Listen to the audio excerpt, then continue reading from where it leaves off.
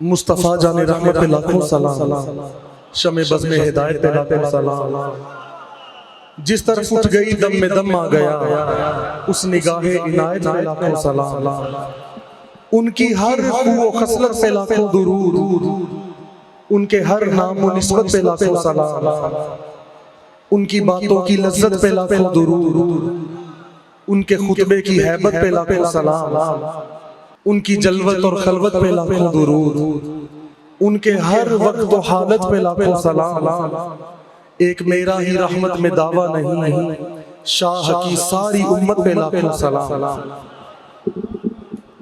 کی محمد سے وفا تو نے تو ہم تیرے ہیں،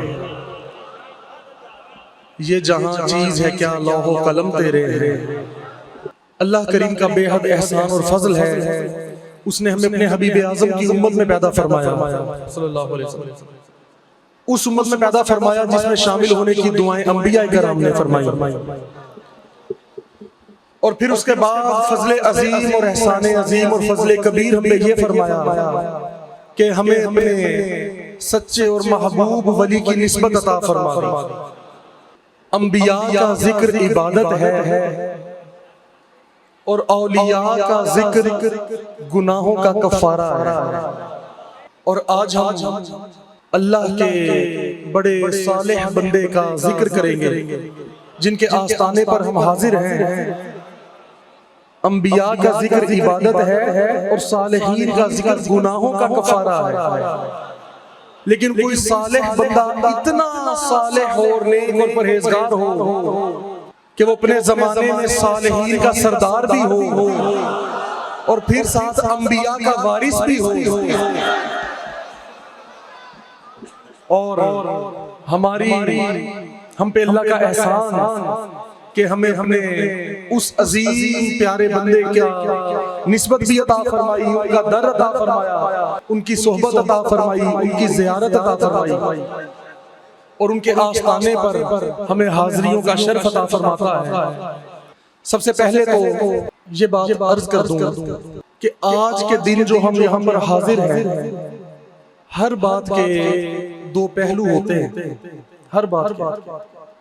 یہ 20 ربیع الثانی ہے، ہمارے مرشد پاک اسلامی مہینوں کے لحاظ سے جس تاریخ کو آپ اللہ سے ملاقات کے لیے اس دنیا سے چلے گئے، یہ وہ تاریخ ہے۔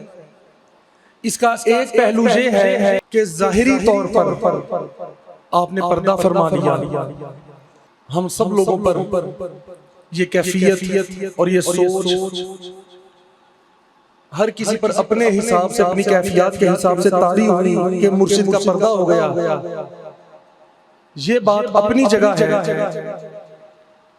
اور اس کا کوئی اب اس ظاہری صورت کا کوئی بدل نہیں ہے، کوئی بدل نہیں، اس میں تو کوئی شک نہیں، لیکن اس کا ایک دوسرا پہلو یہ ہے کہ وہ انہوں نے دنیا سے تو پردہ فرمایا، لیکن وہ اپنے محبوب حبیب حقیقی سے جا ملے، ان کے لیے یہ تاریخ بڑی اہم اور خاص ہے کہ یہ وہ تاریخ ہے کہ جس تاریخ کو عاشق اپنے معشوق سے ملا، حبیب اپنے حبیب سے ملا، محبوب اپنے محبوب سے ملا، اور اللہ والے جو ہوتے ہیں ان کا دنیا میں آنا بھی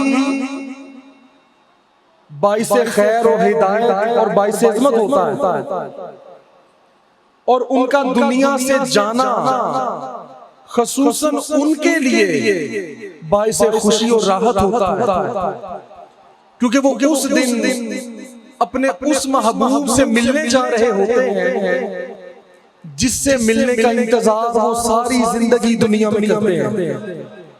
یہ بڑی خاص بات، کسی کو اس کا محبوب 30 سال بعد ملے، 50 سال بعد ملے، 63 سال بعد ملے، تو سوچیں اس کی خوشی کا عالم کیا ہوگا۔ اگرچہ وہ کرم نوازیاں اور وہ عطائیں اور وہ جلوے دنیا میں لمحہ لمحہ اللہ کے محبوب پر ہوتی ہیں، وہ قرب اور وصل دنیا میں ہوتا ہے، لیکن پھر بھی اللہ کے خاص بندوں کی تڑپ جو ہوتی ہے اللہ سے ملنے کی، وہ کم نہیں ہوتی۔ وہ اپنے اس حبیب حقیقی سے ملنے کے لیے ہر وقت خواہش مند رہتے ہیں، ہر وقت تڑپتے ہیں اور ہر وقت انتظار میں رہتے ہیں۔ تو یہ وہ لمحات ہوتے ہیں کہ جب کوئی بھی اللہ کا نبی ہو یا ولی ہو، جو سچا عاشق اللہ کا ہوتا ہے، اس کے لیے یہ لمحات بڑے عظیم ہوتے ہیں۔ اور میں یہ بھی عرض کر دوں، شاید کئیوں نے یہ بات نہ سنی ہو، یہ تو آپ سب کو یقین ہے کہ جو خوابات اللہ کے عظیم بندوں کو آتے ہیں اس میں کوئی شک نہیں ہوتا، وہ سچے ہوتے ہیں۔ آقا نے فرمایا، امام الانبیاء خاتم النبیین نے فرمایا کہ میرے بعد وحی کا سلسلہ تو ختم ہو جائے گا، لیکن میرے بعد مبشرات ہوں گے۔ عرض کی حضور مبشرات کیا ہیں؟ آپ نے فرمایا وہ سچے خواب ہیں جو میری امت کے نیک لوگوں کو آیا کریں گے، اور یعنی ان سے وہ رہنمائی بھی حاصل کیا کریں گے، اور وہ ان کے لیے بشارات بھی ہوں گی، خوشخبریاں بھی ہوں گی، اور دنیا کے ہر معاملے میں اور آخرت کے معاملات کے لیے ان میں رہنمائی بھی ان میں موجود ہوگی۔ تو اب یہ جو ہے کہ نیک بندے جن کے خواب میں کوئی شک ہوتا ہی نہیں، وہ نیک کون ہے؟ وہ نیک کا مطلب یہ نہیں ہوتا کہ جو بس نمازیں پڑھ لے تو وہ نیک ہے، جو روزے رکھ لے وہ نیک ہے۔ یہ تو ایک حصہ ہے، ایک حصہ۔ عبادات جو ہیں یہ ہماری زندگی کا تمام عبادات زندگی کا ایک حصہ ہے، ساری زندگی یہ نہیں ہے۔ اور نیکی کیا ہے؟ یہ بھی نیکی ہے، لیکن نیک بندہ کسے کہا جاتا ہے؟ اللہ کی بارگاہ میں فرمایا کہ جب تک تم اپنی پسندیدہ چیز کو، انتہائی پسندیدہ چیز کو اللہ کی راہ میں قربان نہیں کر دیتے تو تم ہرگز نیکی کے اعلیٰ درجوں کو نہیں پہنچ سکتے۔ تو نیک حقیقی اور اعلیٰ نیک لوگ وہ ہیں جنہوں نے دنیاوی ہر شے اور اپنی سوچ اور اپنے ارادے بھی اللہ کی راہ میں فنا کر دیے، اللہ کے لیے قربان کر دیے، اپنی چاہتیں اور خواہشات سب کچھ، اپنا مال، اپنی عزت، اپنا وقت، اپنی صحت، ہر چیز جنہوں نے اللہ کے لیے قربان کر دی، اللہ کی رضا کے لیے، اس کو پانے کے لیے، یہ لوگ ہیں جو حقیقی طور پہ نیک لوگ ہیں، جو نیکی کے اعلیٰ درجوں کو پہنچ چکے ہیں۔ اور الحمدللہ ہمارے مرشد کریم ان اعلیٰ ترین لوگوں میں سے ایک شخص ہے، اور ان اعلیٰ بندگان خدا میں سے اللہ کے ایک بندے ہیں، اور ان سچے عاشقوں میں سے اور سچے محبوبوں میں سے جو اللہ کے اور رسول اللہ کے سچے عاشق ہیں اور حقیقی اور سچے محبوب ہیں، اور جو حقیقی طور پر جن کی ذات کو اللہ نے انسانوں کے لیے، انسانیت کے لیے مشعل راہ بنا دیا، جن کی ذات میں رہنمائی رکھ دی، جن کی صفات میں راہبری رکھ دی، وہ اللہ نے ہمیں اپنے محبوب بندے عطا فرمائے اور ہم پہ احسان فرمایا کہ ہمیں ان کے سلسلہ طریقت میں داخل فرما دیا۔ اور یہ اللہ کا کرم ہے، اللہ کا فضل ہے۔ اللہ فرماتا ہے، اللہ کریم فرماتا ہے کہ اللہ ان لوگوں کا ولی ہے، اللہ ولی الذین آمنوا، اللہ ولی ہے ان ایمان والوں کا۔ پھر اللہ پاک فرض کرتا کیا ہے کہ اللہ جن کا ولی بن جاتا ہے ان کو نکال دیتا ہے اندھیروں سے من الظلمات اور لے آتا ہے اپنے نور کی طرف الی النور یخرجہم من الظلمات الی النور. اللہ جن کا ولی بن جاتا ہے ایمان والوں کا ان لوگوں کو اندھیروں سے نکالتا ہے اور روشنیوں کی طرف اور اپنے نور کی طرف لے جاتا ہے. اور یہی صفت اللہ نے اپنے حبیب اعظم خاتم النبیین امام الانبیاء سیدنا محمد رسول اللہ صلی اللہ علیہ وآلہ وسلم کو بھی عطا فرمائی، جس کا تذکرہ بھی اللہ قرآن میں ہی فرماتا ہے کہ یہ میرے حبیب ہیں، یہ وہ میرے محبوب ہیں جو لوگوں کو اندھیروں سے نکال کر روشنیوں کی طرف لے جاتے ہیں. وہی الفاظ اللہ نے اپنے لیے استعمال فرمائے اور انہی الفاظ سے اپنے حبیب کی شان ظاہر فرمائی کہ میرا حبیب بھی ایسا ہے. اور فرماتا ہے اے حبیب ہم نے جو تجھے کتاب عطا فرمائی، جو ہم نے کتاب تم پر نازل کی ہے، یہ بڑا احسان اور تحفہ ہے تاکہ تو نکال دے لوگوں کو لِتُخْرِجْ تاکہ تو نکال، اے حبیب تو نکال دے لوگوں کو اندھیروں سے اور لے آ روشنیوں کی طرف. یہی صفت جو اللہ اپنے لیے فرماتا ہے، اپنی شان بیان فرماتا ہے، اسی سے اپنے حبیب اعظم کی شان بیان فرماتا ہے. اور اسی طرح یہ اب میں سنیں یہ بات میں کیوں عرض کر رہا ہوں، یہ آیات میں کیوں عرض کر رہا ہوں، پڑھ رہا ہوں. اسی طرح اللہ پاک فرماتا ہے کہ اللہ جسے چاہتا ہے پاک کر دیتا ہے. اللہ پاک جسے چاہتا ہے پاک فرما دیتا ہے. وَلَٰكِنَّ اللَّهَ يُزَكِّي مَن يَشَاءُ وہ جسے چاہتا ہے پاک کر دیتا ہے. یزکی اس کا تزکیہ نفس خود بخود ہو جاتا ہے یا کوئی اسباب پیدا ہو جاتے ہیں.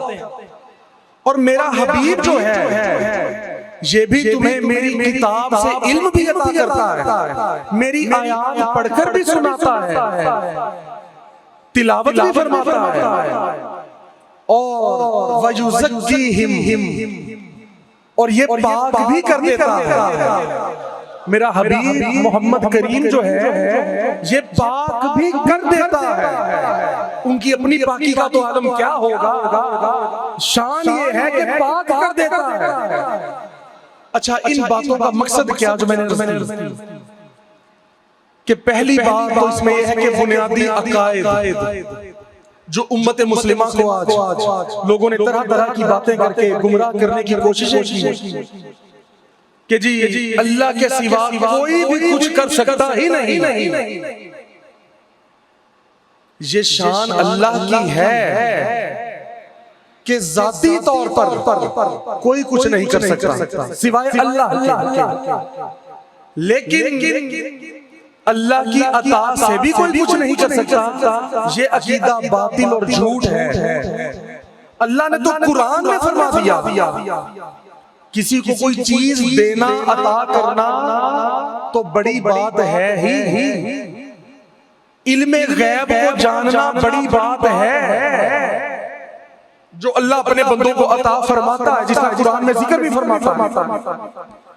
لیکن مکمل طور پر پاک ہو جانا بڑی شان ہے. صاف نہیں، صاف تو ہر کوئی ہو جاتا ہے، پاک ہو جانا بڑی شان ہے. اور پاک کر دینا اس سے بھی بڑی شان ہے.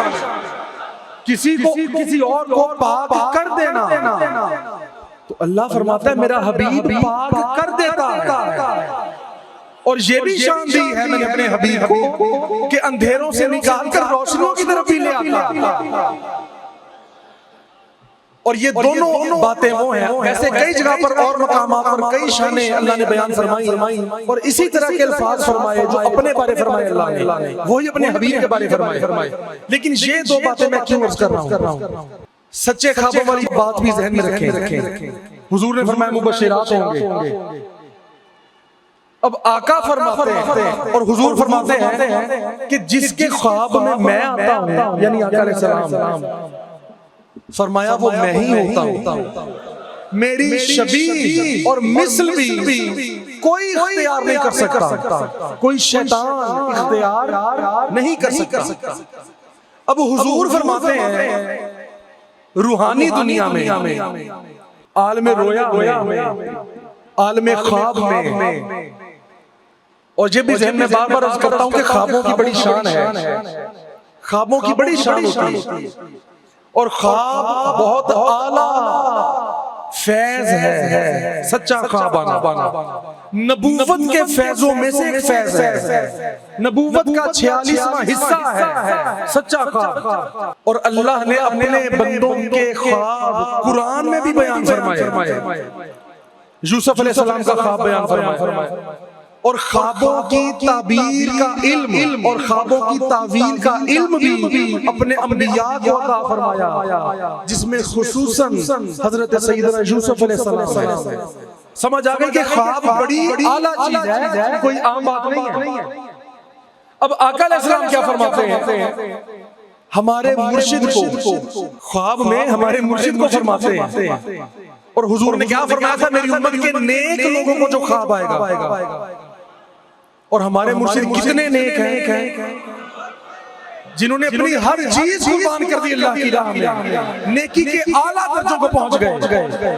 حضور علیہ السلام فرماتے ہیں اے میرے محبوب، اے میرے ولی، میں اپنی نگاہ رحمت جس شخص پر ڈالتا ہوں، اپنی میری نگاہ جس پر پڑتی ہے، اس کو میرے محبوب تیرا پتہ چل جاتا ہے. جو پہلے نہیں جانتا تھا کہ اللہ ثانی سرکار کون ہے، فرمایا میری نگاہ جس طرف اٹھ گئی دم میں دم آ گیا. اس نگاہ عنایت پہ لاکھوں سلام. وہ نگاہ عنایت جس پر ہوتی ہے، اس عنایت میں ایک یہ عنایت بھی ہوتی ہے اس دور میں، کہ اس دور میں مجھے عنایت فرماتے ہیں کہ اپنے اس سچے محبوب اور سچے عاشق کا پتہ بتا دیتے ہیں. پھر فرماتے ہیں میں ایک اور نگاہ محبت عطا کرتا ہوں، اور جس کو محبت کی نگاہ سے دیکھتا ہوں وہ تمہارا مرید بن جاتا ہے. سبحان اللہ.